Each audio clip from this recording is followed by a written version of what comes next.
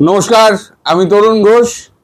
দর্শক, প্রথমেই বলে দিই, পরশু দাড়ি কাটতে গিয়ে আমার এখানে কি একটা হয়েছে আমি জানি না। এখানে সব বিজগুড়ি হয়ে গিয়েছে বলে আমি দাড়ি কাটতে পারছি না। গতকাল থেকে এটা আবার আজকে দেখছি একটুখানি বেড়েছে। আমি জানি না, এখন যদি বাড়ে তাহলে পরে আবার ডাক্তারের কাছে যেতে হবে, যার জন্য আপনারা আমার এক মুখ দাড়ি দেখতে পাচ্ছেন, আমি দাড়ি কাটতে পারছি না। তো এখন বিষয়টা হচ্ছে যে আজ বাদে আজকে রাত্রিবেলা কাটলে কালকে সকাল থেকে ভোটের ফলাফল ঘোষণা শুরু হবে, কাউন্টিং শুরু হবে। এই কাউন্টিং শুরু হওয়ার আগে পর্যন্ত যে সমস্ত নাটক ফাটক চলছে না দর্শক, নাটকের শেষ নেই। নাটক কিরাম চলছে, ধরুন নির্বাচন কমিশন এমন চেপে ধরেছে, আর সুপ্রিম কোর্ট হাইকোর্ট এমন চেপে ধরেছে রাজ্য সরকারকে, এত মিথ্যে কথা বলেছে, এত মিথ্যে মামলা করেছে যে তারা এখন তিতিবিরক্ত হয়ে গিয়েছে। এখন নির্বাচন কমিশন ঠিক করেছে যে এখনই যে অবজারভার ঠিক হবে, আগে সমস্ত রাজ্যের লোক দিয়ে, রাজ্য ক্যাডারের যে সমস্ত অফিসার আছে তাদেরকে দিয়ে কাউন্টিং হতো। সেখানে থাকতেন বিভিন্ন দলের লোকজন থাকতেন। এবারে নির্বাচন কমিশন ঠিক করেছে যে আলাদাভাবে অবজারভার পাঠানো হবে এবং গণনা করবে কেন্দ্রীয় সরকারের কর্মচারীরা এসে। স্টেট গভর্নমেন্টের একজন থাকবেন, কিন্তু তিনি শুধু উপস্থিত থাকবেন, তার হাতে কোনো ক্ষমতা নেই। এইটা নিয়ে এবার কোর্টে চলে গেলেন আমাদের তৃণমূল নেত্রী মুখ্যমন্ত্রী মমতা বন্দ্যোপাধ্যায়। কপিল সিব্বালকে দাঁড় করালেন।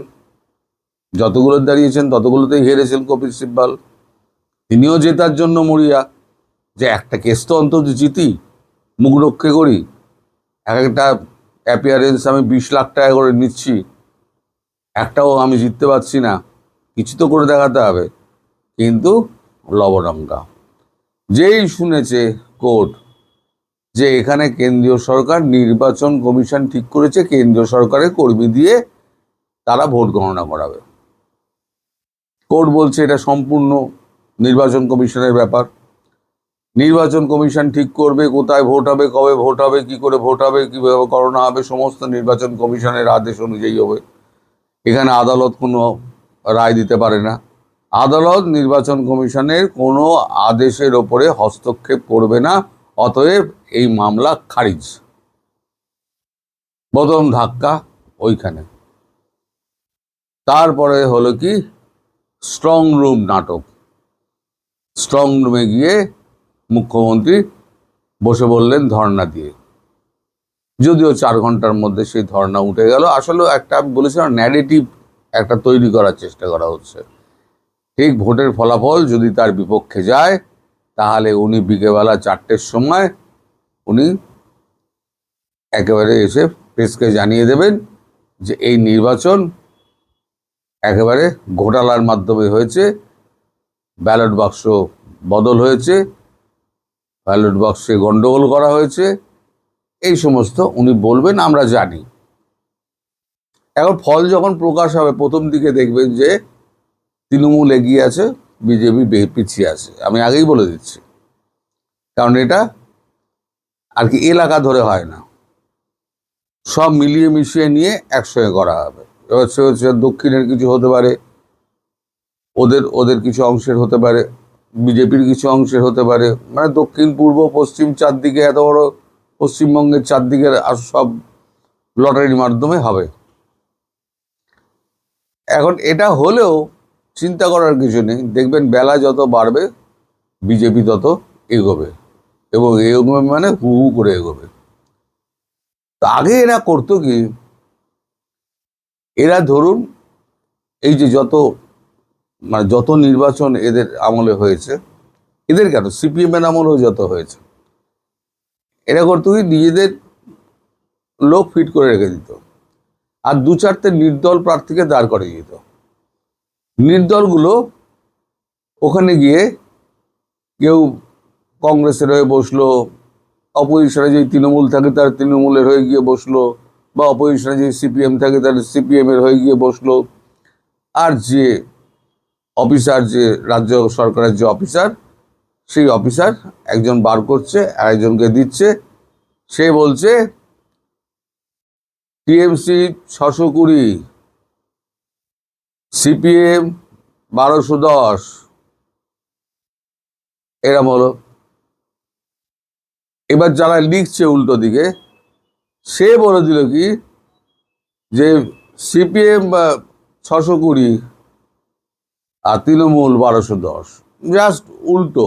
যে ক্ষমতায় আছে তার বেশিরভাগটা চলে যাবে উল্টো দিকে, আর যে লিখছে সে তো লিখছে, ট্যাবুলেশন শিটে লিখে যাচ্ছে, সেটা যাবে আরওর কাছে। আরও পুরো কম্পাইল করবে, কম্পাইল করে একটা যোগ করবে, যোগ করে ফার্স্ট রাউন্ডের ফল এই। এই যে ঘোটালাটা, এই ঘোটালাটা একদিন ধরে সিপিএম যেমন করেছে তেমন তৃণমূলও করেছে। এখন 2021 সালের নির্বাচনে আমরা দিচ্ছি, ভোট দিচ্ছি, ভোট যাচ্ছে কোথায়? পাবলিক ভোট দিচ্ছে, ভোট যাচ্ছে কোথায়? এবার এত জ্বালা তার কেন যে স্ট্রং রুমে গিয়ে তিনি বসে আছেন? এখন লাস্টে উনি এখন মশা ঘরে খিল দিয়েছেন। এখন আর উপায় নেই, এখন তাকে যা হবে মেনে নিতে হবে। মনোবল চাঙ্গা করার জন্য কর্মীদের তিনি নানান রকম ভাষণ দিচ্ছেন। এখন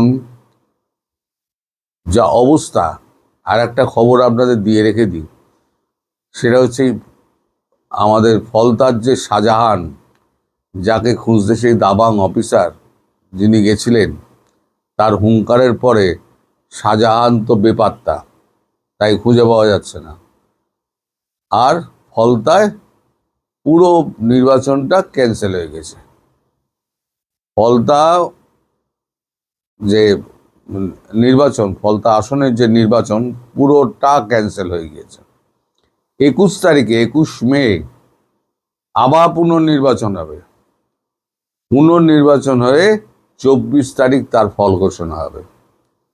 কাল যে ফল ঘোষণা হচ্ছে তার সঙ্গে এই ফলটা তখন জুড়ে যাবে। এটাও একটা মাথায় বড় বাজ। সব মিলিয়ে আমাদের নির্বাচন কমিশনের চাপ, আদালতের চাপ,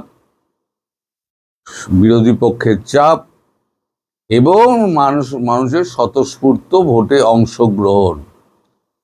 মানুষ চাইছিল ভোটাধিকার দেওয়ার মতো একটা পরিবেশ তৈরি হবে। যখন পরিবেশটা তৈরি হয়ে গেছে, ভয়মুক্ত পরিবেশ যখন তৈরি হয়েছে, মানুষ দলে দলে বেরিয়েছে। এবং দুদিকেই আপনি দক্ষিণবঙ্গ, প্রথমার্ধ আর দ্বিতীয়ার্ধের যদি আপনি দেখেন গড়, তাহলে প্রায় 92% ভোট পড়েছে, যেটা ভারতবর্ষের ইতিহাসে এই প্রথম, সম্ভবত এই শেষ। এইরকম একটা ভোট এর আগে ভারতবর্ষ দেখেনি। স্বতঃস্ফূর্তভাবে অংশগ্রহণ করে এইরকম ভোট দেওয়া। ইন্দিরা গান্ধী যখন হারলেন, এমার্জেন্সি জারি করার পর ইন্দিরা গান্ধী ইমার্জেন্সি তুলে দিয়ে যখন ভোট ঘোষণা করলেন, তখনও ভোটের পার্সেন্টেজ কিন্তু এত হয়নি। কিন্তু এবারে ভোটের পার্সেন্টেজটা হচ্ছে, মানে গড় করলে 92.5%, যা ঐতিহাসিকভাবে একদম শীর্ষে বসে গেল। আর কোনোদিন কেউ এখানে টপকাতে পারে বলে আমার মনে হয় না। এখন কালকে ফল ঘোষণার পর যদি বিপক্ষের দিকে বল চলে যায়, মানে ফলের বলটা যেটা মানে বিজেপির দিকে চলে যায়, দেখবেন রাজ্য জুড়ে অশান্তি কাকে বলে। রাজ্য জুড়ে অশান্তির বন্যা বইবে। এবারে আমি আপনাদের একটা পরামর্শ চাইবো আপনাদের কাছে। আপনাদের দেশে এখন সোনার দাম তো প্রচুর। আপনারা ভারতবর্ষে ঘুরতে ঘুরতে আসেন, আমাদের এখানে সোনার দাম অনেক কম, মানে এখন 1,46,000। আপনাদের ওখানে কত আমি জানি না। আমাদের এখানে প্রচুর হালকা সোনা তৈরি হয়, হালকার ওপরে দেখতে এমন বড়, মানে মনে হবে অনেক বড়। 1 ভরির মধ্যে আপনাকে সোনার বড় হার তৈরি করে দেবে, যেটা দূর থেকে দেখলে মনে হবে 5 ভরির হার, সেরকম পাওয়া যায়। আংটিও পাওয়া যায়, কানের দুলও পাওয়া যায়, সমস্ত কিছু। আমি ভাবছি যে এরকম একটা চ্যানেল করব মেয়েদের জন্য, শুধু শুক্রবার দিন ওই সপ্তাহে 1 দিন করে আমি সোনার দোকানগুলো আমি ঘুরিয়ে দেখিয়ে দেবো, যাতে আপনারা ওই সোনার দোকানে গিয়ে আপনারা কম পয়সায় সোনাটা কিনতে পারেন। কারণ আমাদের এখানে 9 ক্যারেটের পাওয়া যায়, 12 ক্যারেটের পাওয়া যায়, 18 ক্যারেটের পাওয়া যায়, 22 ক্যারেটের পাওয়া যায়। যত কম ক্যারেটের নেবেন তত সোনার দাম কমবে। আপনাদের ওখানে যেমন সেটা নেই, এখানে যেমন সেইটা আছে। আপনার পকেট অনুযায়ী আপনি সোনা, কিন্তু সোনার কোনো খামতি নেই। সোনা সোনাই, সোনা সোনাই থাকবে। আমাদের যেমন আগে 8 ক্যারেটের ছিল, আমাদের ছোটোবেলা মাসিদের পড়তে দেখেছি 8 ক্যারেটের সোনা ছিল। এখন সেটা আবার সরকার ফিরিয়ে এনেছে, যাতে ক্রয় ক্ষমতার মধ্যে থাকে মধ্যবিত্তের। তার জন্যই আপনারা যারা এটা করতে চান, মানে দেখতে চান, যদি আপনারা উৎসাহী হয়ে থাকেন তাহলে আমায় কমেন্টে জানাবেন, তাহলে পরে আমি এটা শুরু করে দেব। সামনের শুক্রবার থেকে এই একটা করে ভিডিও প্রতি শুক্রবার দিন যাবে। দোকানের ঠিকানা, কিভাবে আসবেন, কিভাবে কোন দোকানে যাবেন, কিভাবে কথা বলবেন, সব দরফর সব বলে দেবো।